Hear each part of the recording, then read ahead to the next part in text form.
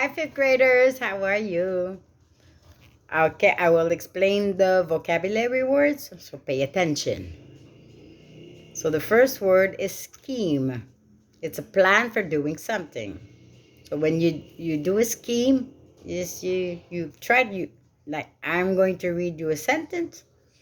Breaker desperately needed a new scheme for building a bridge. So he needed a new plan. It's the same thing. When you knew a new scheme is like a new plan. Piers are pillars of other supporting structures that hold up a bridge. So when you have a bridge, you need piers to hold them, or else they don't fly. You can't have a bridge without piers. These are like their feet, so you need them. And they have to be very strong because a lot of cars or whatever are going to pass on the bridge. So the piers have to be very, very solid.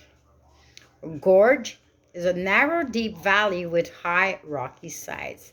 So a gorge, like it explains, it is a narrow, deep valley with high, rocky sides. So you know a valley. If you don't know what a valley is, it's because you didn't pay attention in your social study class. We teach that. I will show you a picture. Just if you don't, just look at the pictures on the PowerPoint presentation. Dismay is a loss of courage or confidence in the face of trouble or danger. So when you feel his head in dismay, so he's scared. So he loses courage. Of course, when you're in the face of danger, sometimes you're going to be in dismay. You're going to be afraid to face something that is dangerous. Murky is dark and difficult to see. In this case, he saw the murky shape of a man laughing.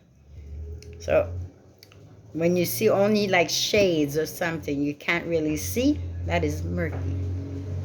Immortals, those living or lasting forever. So here they say the road was one of the 8 immortals that the people of China worshipped. Immortals are, they say, these are mostly in tales. Immortals are living, non-living things that are there. Sometimes they are spirits, we could say, because immortals are, they last forever. And sometimes in a lot of countries they have their own tales. So in this case, so it's like immortals, like in movies they talk about vampires are immortals. They are dead but they are living.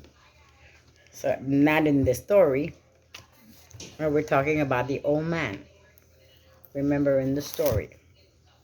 Okay, I'm going to read you Washout. So many years ago, I worked on the mighty Colorado River. We had a great scheme for managing that river by building dams. So they had a great plan, remember. However, one part of the river was hard to work in because the water was so swift. We had to build a bridge there so that trucks could cross the deep gorge. So remember, when you have a valley, it's deep and it is like not in a mountain, it's in between the mountains. I will never forget the day the dam gave way.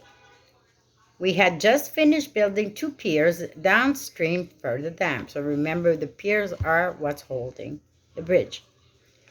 Just as we climbed up the cliff at the end of a long day, we heard a sudden booming explosion. Then a wall of water came down the river in a flash. I can't tell you the dismay we felt when we looked at the destruction below us. So they felt, when they heard the explosion and they saw everything that was down, the destruction, they felt really bad. Not even the immortals could have survived that. So they say even the dead would not have survived this destruction. Luckily, no one was hurt, but all of our work was lost. All we could see was the swirling, murky waters. So let's begin with the questions. What is the word that means dark or gloomy? Remember, look at your definitions. Something that is dark. In the story, we're talking about the old man. We can't see it very well. What does it mean to have a great scheme? Remember, what did I say at the beginning of this video? Is to have a big what? Remember, and look at your definitions. What does the writer mean by the word immortals? Remember what I said. Usually, when we talk about immortals, it could mean a lot of things. It could be something that is worshipped, a spirit or something. So try, what does it mean, immortal? What does the word dismay mean? Look at the definition. And what did they have to build two piers in the river? So why did they have to build two piers in the river? Usually the piers are used for what? Remember, if you don't have piers to hold up something, there's nothing. So that's it. So please pay attention. If you don't understand, come back, rewind and look at the video. Okay? So see you. Bye.